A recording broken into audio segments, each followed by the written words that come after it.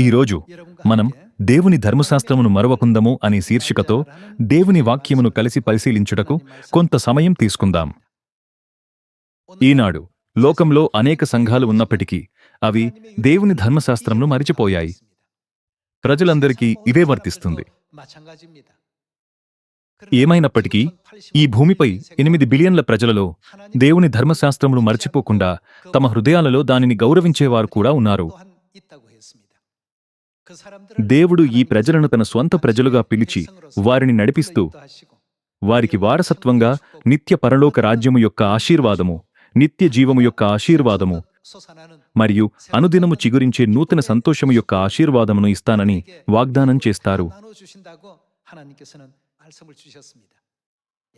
ఈరోజు హోషేయ 4వ అధ్యాయం ద్వారా మనం దేవుని ధర్మశాస్త్రమును మరచిపోయిన వారికి వ్యతిరేకంగా హోషేయ ప్రవక్త యొక్క మందలింపును పరిశీలిద్దాం. మనమెన్నటికీ మరచిపోకూడని ధర్మశాస్త్రము. మనం హోషేయ గ్రంథం 4వ అధ్యాయం 6వ వచనం వద్దకు వెళ్దాం.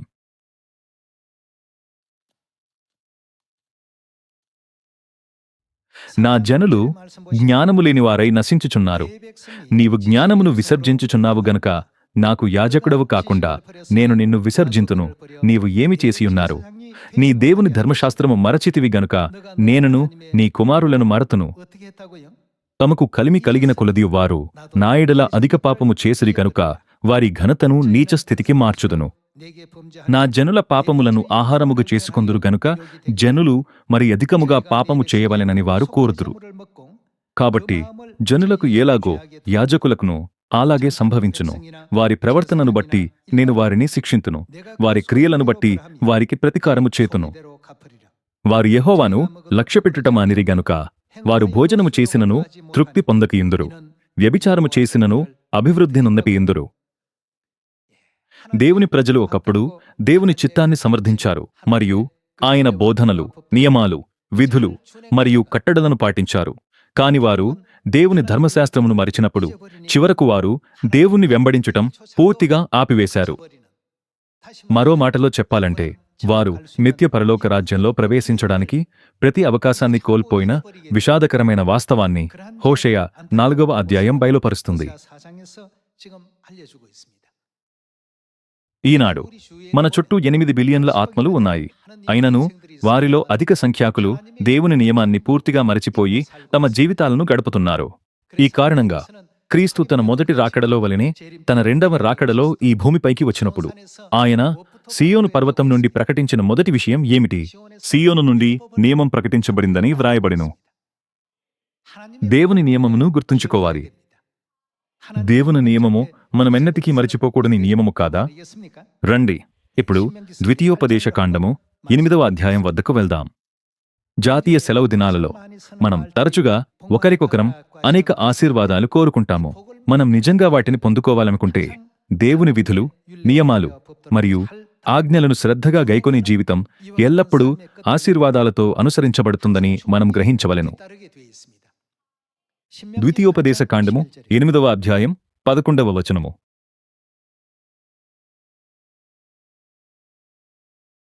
నేడు నేను నీకాజ్ఞాపించు ఆయన ఆజ్ఞలను, విధులను, కట్టడలను నీవు అనుసరింపక నీ దేవుడైన యెహోవాను మరచి కడుపారతిని. ఆయన కట్టడలను, నియమాలను, నిబంధనలను పాటించటంలో విఫలమై దేవుడిని మర్చిపోకుండా మనం జాగ్రత్తగా ఉండాలని దీని అర్థం కాదా? మంచి ఇండ్లు కట్టించుకుని వాటిలో నివసింపగా నీ పశువులు నీ గుట్టుమేకలను వృద్ధి అయి నీకు వెండి బంగారములు విస్తరించి నీకు కలిగినదంతయు వర్ధిల్లినప్పుడు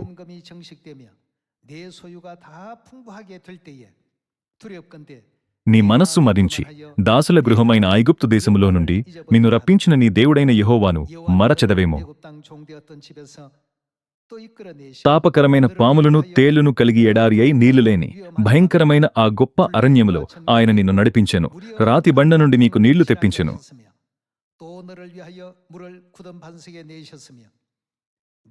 తుదకు నీకు మేలు చేయవలనని నిన్ను అణుచుటకును శోధించుటకును నీ పితరులు ఎరుగని మన్నాతో అరణ్యమును నిన్ను పోషించెను.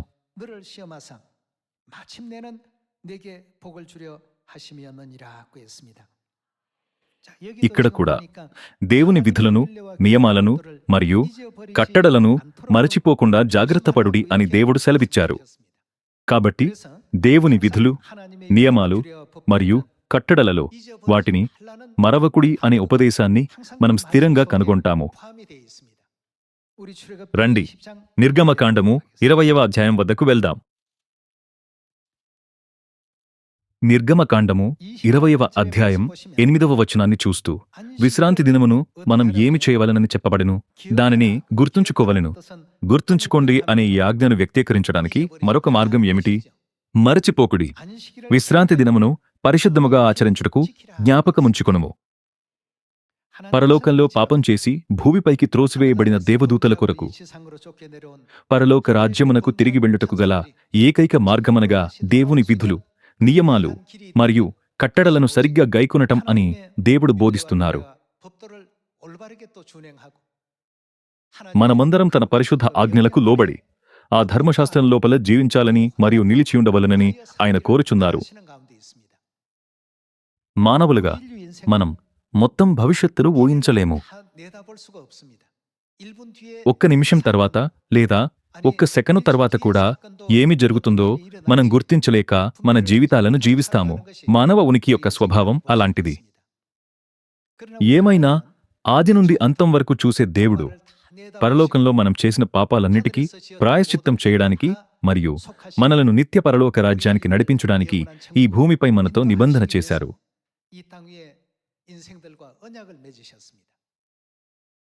ఆయన స్థాపించిన నిబంధన ఏమిటి? అది ధర్మశాస్త్రము. పాత నిబంధనలో మోషే యొక్క ధర్మశాస్త్రము, క్రొత్త నిబంధనలో క్రీస్తు యొక్క ధర్మశాస్త్రము. మన కొరకు క్రొత్త నిబంధన యొక్క ధర్మశాస్త్రమును స్థాపించి మనం లెక్కలేనని ఆశీర్వాదాలతో ఉప్పొంగిపోతామని దేవుడు వాగ్దానం చేసి ఏర్పాటు చేశారు. నిజానికి మనం తరచుగా ఒకరికొకరు విస్తారమైన ఆశీర్వాదములు కోరుకుంటాము. మన మార్గాన్ని మిథ్య నరకం నుండి మిథ్య పరలోక రాజ్యానికి మార్చినందుకు మనం మన పరలోక తండ్రి మరియు తల్లికి నిత్య కృతజ్ఞతలు, మహిమ మరియు స్తుతి చెల్లించవలెను. అందుకనే ద్వితీయోపదేశ కాండంలో మన పిల్లలకు దేవుని యందు ఎలా భయభక్తులు కలిగియుండవలెనో బోధించవలెనని వ్రాయబడెను. పిల్లలు ఈ లోతైన సత్యాలను గ్రహించలేనట్లయితే దేవుడు ఆజ్ఞాపించినట్లుగా మనం విశ్రాంతి దినము మరియు పస్కాను ఆచరించవలననే నిజాన్ని కనీసం వారికి బోధించడం ద్వారా ప్రారంభించవలను. వెండి, ద్వితీయోపదేశ కాండము 6వ అధ్యాయం 24వ వచనము వద్దకు వెళ్దాం. ద్వితీయోపదేశకాండము 6వ అధ్యాయం 24వ వచనము. మనకు నిత్యము మేలు కలుగుటకై యెహోవా నేటివలే మనలను బ్రతికించునట్లు మన దేవుడైన యెహోవాకు భయపడి ఈ కట్టడలనన్నిటినీ గైకొనవలనని మనకాజ్ఞాపించెను.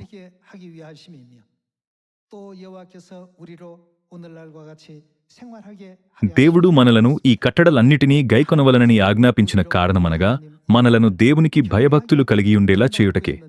దేవుని యందు భయభక్తులు కలిగియుండుట అనగా దేవుడిని ప్రేమించుటయే. మీ దేవుడైన ప్రభువును ప్రేమించుడి అని యేసు సెలవిచ్చిన వాక్యములు అవి. దేవుణ్ణి ప్రేమించటం ద్వారా మనమెల్లప్పుడూ వర్ధిల్లగలమని ఇది జరిగినని చెప్పబడెను. రండి, ద్వితీయోపదేశ కాండము 28వ అధ్యాయము చూద్దాం.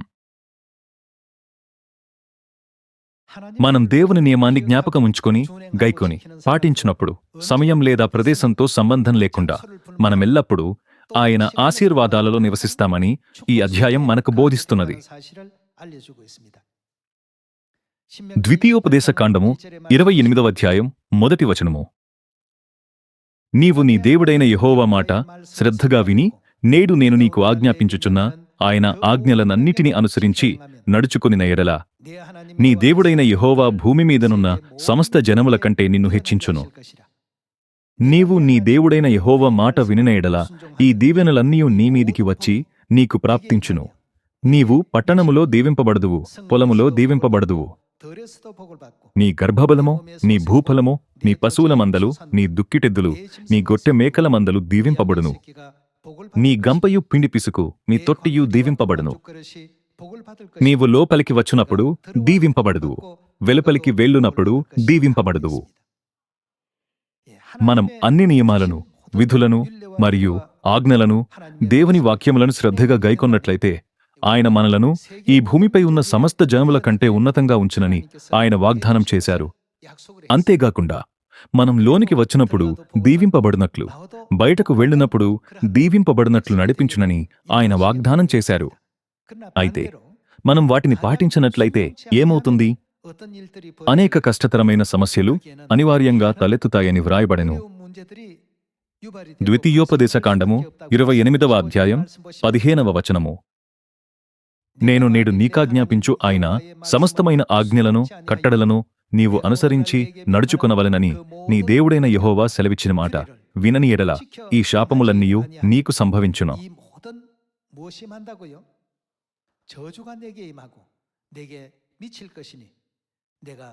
పట్టణములో నీవు శపింపబడదువు, పొలములో నీవు శపింపబడదువు. వాగ్దానం చేయబడిన ఆశీర్వాదాలకు విరుద్ధంగా అనివార్యంగా జరుగును.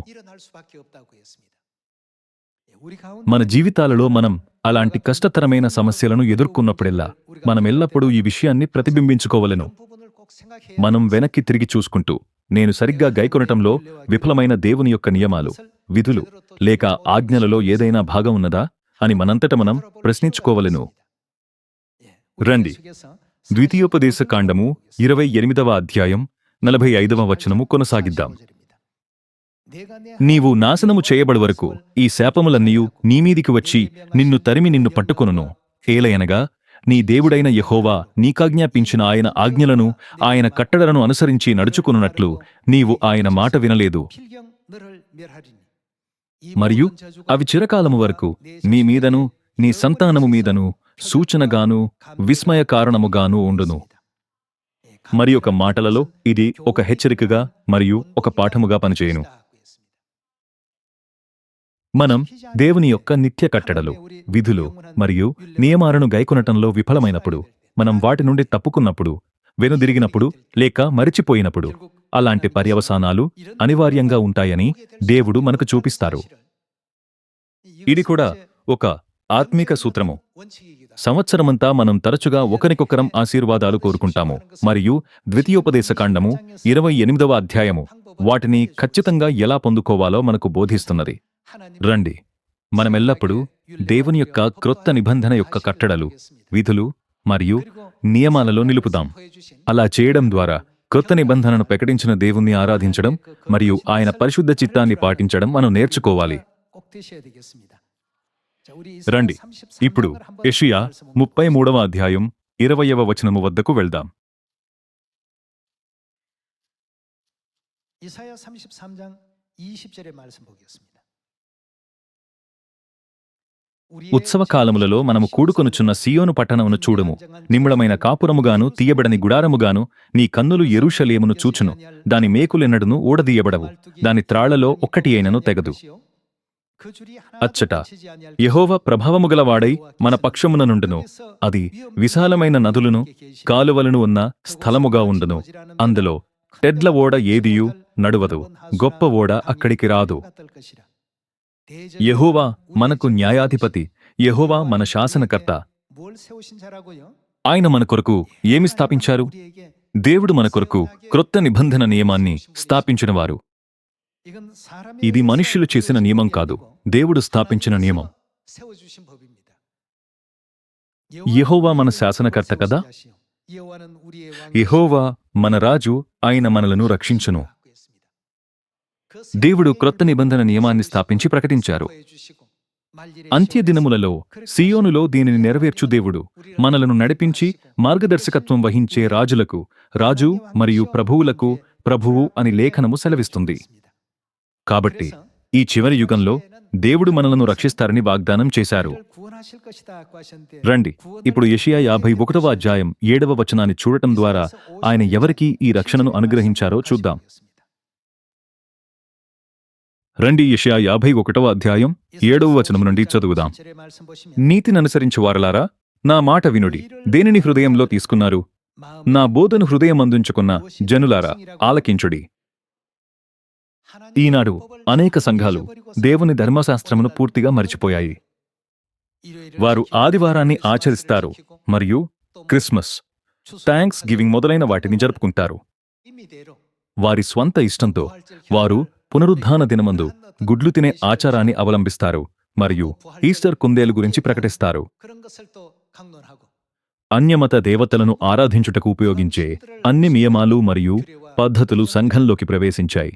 교회 안에 అవి 몰려들어와서 దేవుని స్వంత కట్టడల వలె అనేక మంది వాటిని ఎందుకు గైకొంటారు? 어떤 사람들은 అంతిమంగా వారి హృదయాలలో ఏదో లోపించినందువల్ల కాదా? 합니까? వారు దేవుని ధర్మశాస్త్రమును పూర్తిగా మరిచిపోయారు. దేవుని ధర్మశాస్త్రము వారి హృదయాలలో లేదు. 그래서 రండి, యెషయా 51వ అధ్యాయం 7వ వచనము చూద్దాం. 그 어떤 నీతి అనుసరించువారులారా, నా మాట వినుడి. నీతి అనుసరించువారులు ఎవరు? 있는 백성이라고요? నా బోధను అనగా నియమాన్ని హృదయమందుంచుకున్న జనులారా, ఆలకించుడి. మనుష్యులు పెట్టు నిందకు భయపడకుడి, వారి దూషణ మాటలకు దిగులు పడకుడి. వస్త్రమును కొరికివేయినట్లు చిమ్మట వారిని కొరికివేయును, బొద్దిక గొట్రబుచ్చును కొరికివేయినట్లు వారిని కొరికివేయును. అయితే నా నీతి ఎప్పుడు వరకు నిలుచునని ఆయన సెలవిస్తున్నారు. నిత్యము నిలుచును, నా రక్షణ తరతరములుండును. అంతిమంగా దేవుని ప్రజలు దేవుని నియమాన్ని కలిగియుండవలెను. తండ్రి యొక్క యుగంలో ఆ యుగమునకు తగిన ధర్మశాస్త్రము ఉండవలెను. కుమారుని యొక్క యుగంలో కూడా ఆ యుగము కొరకు దేవుడు ఇచ్చిన ధర్మశాస్త్రము తప్పక ఉండవలెను కదా? అవును, అది తప్పక ఉండవలెను. అయితే దేవుడు స్థాపించిన ఈ నియమాలన్నిటినీ విడిచిపెట్టిన వారిని దేవుడు అంతిమంగా వారిని ఏమని పిలుస్తారు తెలుసుకొనుటకు దానియేలు 9వ అధ్యాయము చూద్దాం. దేవుని విధులు, కట్టడలు మరియు నియమాలను మనమెన్నటికీ మరవకుందాము. రండి, దానియేలు 9వ అధ్యాయం 5వ వచనములను చూద్దాం. ఈ మాటలు దానియేలు ప్రార్థన మధ్యలో ఉన్నాయి. మేమైతే నీ దాసులగు ప్రవక్తలు నీ నామమును బట్టి మా రాజులకును మా అధిపతులకును మా పితరులకును యూదయ దేశ జనులకందరికీ చెప్పిన మాటలను ఆలకింపక దేవుణ్ణి మరిచిపోయి ఆయనకు విరోధంగా తిరుగుబాటు చేయువారు ఎల్లప్పుడూ ఆయన ఆజ్ఞలు మరియు నియమాల నుండి వెనుదిరుగుదురు. ఈరోజు మన చుట్టూ ఉన్న అనేక మంది ఆదివారమును ఆచరించుటకు విశ్రాంతి దినము యొక్క కట్టడను విడిచిపెట్టారు. క్రిస్మస్ లాంటి మనుష్యుల నియమాలను పాటించుటకు పస్కాను విడిచిపెట్టువారు ఉన్నారు. అంతిమంగా అలాంటి ప్రజలందరినీ పరిశుద్ధ గ్రంథము ఎలా నిర్వచిస్తుంది? వారు తప్పు చేశారు, వారు దుష్టులుగా ఉండెను అని సెలవిస్తుంది. వారు పాపము చేసియున్నారు మరియు వారు తిరుగుబాటు చేశారు అని కూడా అది సెలవిస్తుంది. అలాంటి ప్రజలు ఏ లక్షణాలను కనపరుస్తారు? వారు ఖచ్చితంగా దేవుని నియమాలను మరియు విధులను విడిచిపెట్టి వాటిని మరిచిపోతారని ఇది సెలవిస్తుంది. వారు దేవుని బోధనలకు అనుగుణంగా లేని క్రియలు చేస్తారు. రండి, దానియేలు 9వ అధ్యాయం 10వ వచనము వద్దకు వెళదాం. ఆయన తన దాసులకు ప్రవక్తల ద్వారా మాకు ఆజ్ఞలిచ్చి వాటిని అనుసరించి నడుచుకొనవలెనని సెలవిచ్చెను గాని మేము మా దేవుడైన యెహోవా మాట వినకపోతిమి. మనం కొద్దిసేపటి క్రితం యెషయా 33వ అధ్యాయములో చూసినట్లుగా దేవుడు మన కొరకు ఏమి స్థాపించారని అది సెలవిస్తుంది? ఆయన నియమమును స్థాపించారని ఇది సెలవిస్తుంది. మన కొరకు లెక్కలేనన్ని నియమాలను స్థాపించినది దేవుడే. ఆయన సియోనులో నివసించే దేవుడు. రండి, దానియేలు 9వ అధ్యాయం 10వ వచనాన్ని చూద్దాం. ఆయన తన దాసులకు ప్రవక్తల ద్వారా మాకు ఆజ్ఞలిచ్చి వాటిని అనుసరించి నడుచుకొనవలెనని సెలవిచ్చెను గాని మేము మా దేవుడైన యెహోవా మాట వినకపోతిమి. మనం 11వ వచనం వరకు కొనసాగిద్దాం. ఇశ్రాయేలీయులందరూ నీ ధర్మశాస్త్రమునతిక్రమించి నీ మాట వినక తిరుగుబాటు చేసిరి. మేము పాపము చేసితిమి గనుక నేను శపించదనని నీవు నీ దాసుడగు మోషే ధర్మశాస్త్రమందు ప్రమాణము చేసియున్నట్లు ఆ శాపమును మా మీద కుమ్మరించితివి. దానియేలు ఈ సంఘటనలన్నింటికీ గల కారణాలను గురించి ఆలోచించాడు. ఇశ్రాయేలు బబులోనుకు బందీగా వెళ్లడం, రాజ్యము నాశనం కావడం, ప్రజలు చెరలోకి తీసుకెళ్లబడటం,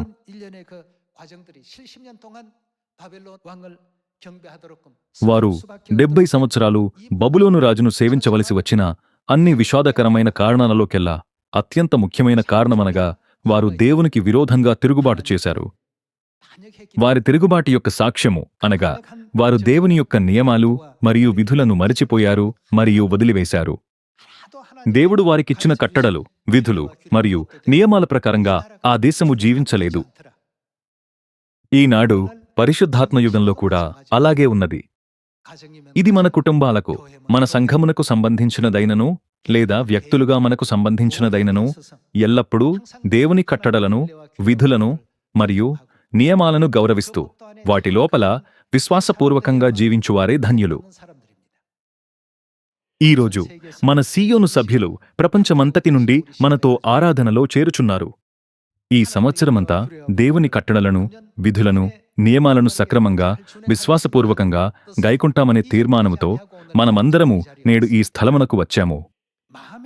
దేవుడు, నా ధర్మశాస్త్రమును మీ హృదయాలలో కలిగియున్న మీరు నిజంగా నా ప్రజలు అని సెలవిచ్చారు. నేను మీకు దేవుడనయ్యందును, మీరు నా ప్రజలగుదురు అని సెలవిచ్చారు. ఇందువల్లే దేవుడు తన ప్రజలను ఆదరిస్తూ, గౌరవిస్తూ చివరి వరకు ప్రేమిస్తారు. ఆయన మనలను నిత్య పరలోక రాజ్యములకు నడిపించుటకు వాగ్దానం చేశారు.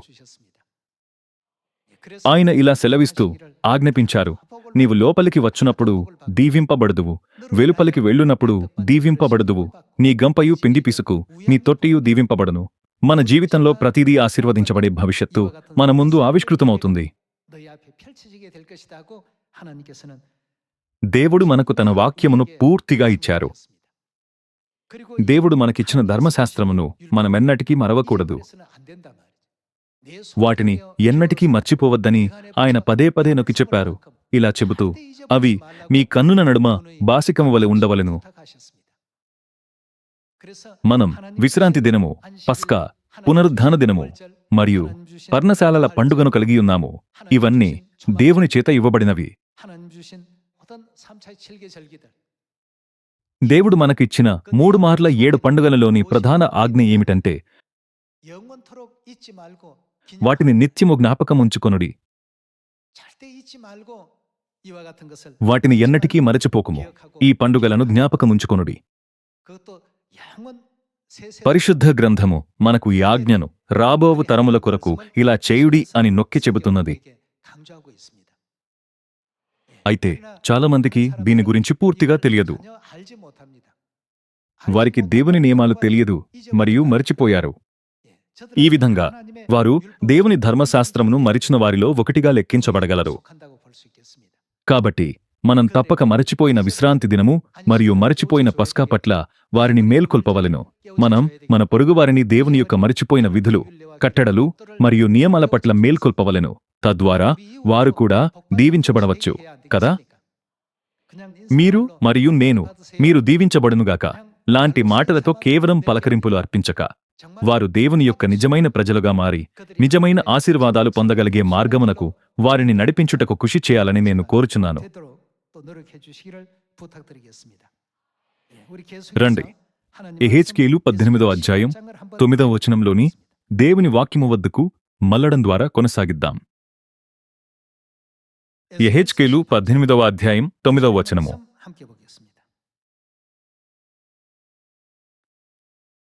యథార్థపరుడై నా కట్టడలను గైకొనుచు నా విధులను అనుసరించుచుండిన ఎడల వారే ఏమిటి? వాడే నిర్దోషియగును. మనం పరలోకంలో పాపం చేసినప్పుడు మనం పాపులుగా ఈ భూమిపైకి త్రోసివేయబడ్డాము. ఏమైనా దేవుడు మనతో నిబంధన చేసి తన విధులను, కట్టడలను మరియు నియమాలను మనకు ఇచ్చారు. తద్వారా మనము నీతివంతులుగా మారి పునర్జన్మ పొందునట్లు. యథార్థపరుడై నా కట్టడలను గైకొనుచు నా విధులను అనుసరించుచుండిన ఎడల వాడే నిర్దోషియగును. నిజముగా వాడు బ్రతుకును. ఇదే ప్రభువైన యెహోవా వాక్కు. మీరు మరియు నేను ఈ కోవకు చెందిన వారము. కాబట్టి ప్రకటన 12వ అధ్యాయము ప్రకారం ఈ భూమిపై ఉన్న మానవాళి సాతానును, అతని బోధనలను మరియు అతని నియమాలను వెంబడించుచుండగా శేషించిన స్త్రీ సంతానము ఏ ఆజ్ఞలను అనుసరించమని దేవుడు బోధిస్తారు. 여인의 남은 자손들에게만큼은 하나님께서 어떤 누구의 계명을 쫓도록끔 했습니까? దేవుని ఆజ్ఞలను, యేసును గూర్చిన విశ్వాసమును గైకొనుచున్న పరిశుద్ధులు ఈ ప్రజలే చివరి దినములో శేషించిన స్త్రీ సంతానము. మనం గొప్ప ఆశీర్వాదాలు, మహిమ మరియు బహుమతులు పొందగలిగే స్థానంలో దేవుడు మనలను ఉంచారు. ఈ విధంగా దేవుని ఆజ్ఞలు అమూల్యమైనవి మరియు ముఖ్యమైనవి. ఈ రోజులలో ఈ లోకంలోని ప్రజలు సులభంగా నేను విశ్రాంతి దినమును ఆచరించకపోయినను ఏమవుతుంది అని ఆలోచిస్తారు. నేను పస్కాను ఆచరించకపోయినను ఏమవుతుంది? నేను పునరుత్థాన దినమును కోల్పోయినప్పటికీ ఏమవుతుంది? ఏమైనా అలాంటి వైఖరులు నిజానికి పరలోకంలో జరిగిన గొప్ప తిరుగుబాటు యొక్క కొనసాగింపు అని దానియేలు ప్రవక్త దానియేలు 9వ అధ్యాయం ద్వారా మనల్ని ముందే హెచ్చరించారు. ఈ యుగంలో దేవుడు ఈ భూమిపైకి రెండవసారి వచ్చి మనకు ధర్మశాస్త్రమును ప్రకటించి బోధించారు. ఆ నియమము క్రొత్త నిబంధన యొక్క ధర్మశాస్త్రము. అది దేవుని నియమము. అది క్రీస్తు యొక్క ధర్మశాస్త్రము. పాపులమయ్యున్న మన కొరకు ఈ దినము వరకు క్రీస్తు ధర్మశాస్త్రము బోధించబడుటకు కారణము ఏమిటి? యెహెజ్కేలు 18వ అధ్యాయం ప్రకారం ఎవరు నీతివంతులు? దేవుని విధులు, కట్టడలు మరియు నియమాలను ఆచరించువారు నిజంగా నీతివంతులని దేవుడు సెలవిస్తున్నారు. నీతివంతుడు తప్ప ఎవ్వరూ దీనిని చేయలేరని పరిశుద్ధ గ్రంథము సెలవిస్తుంది.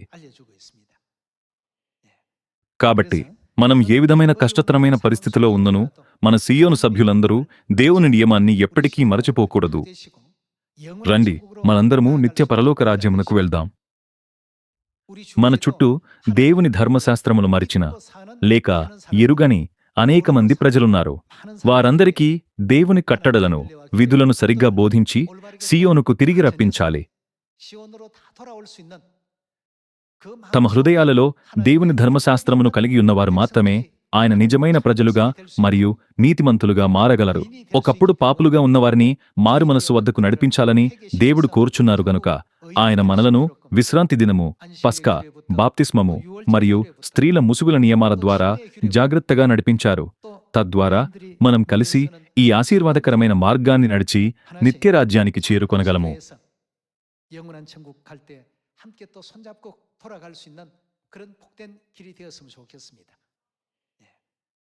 మన పొరుగువారు దీవించబడుటకు, మన కుటుంబాలు ఆశీర్వదించబడుటకు, మన ఇంటివారు దీవించబడుటకు మరియు మనం దీవించబడుటకు రండి. మనమెల్లప్పుడూ క్రొత్త నిబంధన దేవుని ధర్మశాస్త్రము కింద జీవిద్దాం. దేవుని వాగ్దానము ఎన్నటికీ మారదు. దేవుడు ఇలా సెలవిస్తున్నారు: నీ గంపయు పిండి పిసుకు, నీ తొట్టియు దీవింపబడును. నీవు లోపలికి వచ్చినప్పుడు దీవింపబడదువు, వెలుపలికి వెళ్ళునప్పుడు దీవింపబడదువు. కాబట్టి దేవునిపై స్థిరమైన విశ్వాసం కలిగి ఉండటం ద్వారా మనమందరం దేవునికి నిత్య మహిమను, స్తుతిని అర్పిద్దాం. దీనితో నేను ఉపదేశాన్ని ముగించాలనుకుంటున్నాను. చాలా ధన్యవాదాలు.